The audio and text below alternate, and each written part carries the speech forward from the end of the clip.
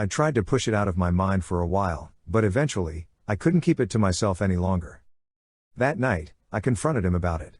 I asked him straight out if he had been in contact with Sarah. He tried to brush it off, saying that they were just old friends and that it meant nothing. But when I told him I had seen the messages, his face went pale. He tried to justify it by saying that they'd been talking about the past and how it had been good for closure.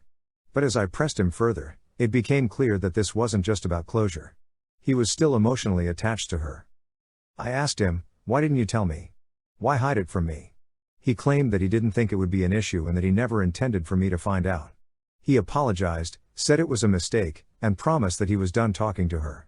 But something about his apology didn't sit right with me. It felt like he was more sorry that I found out than for actually doing it. The next few days were filled with tension.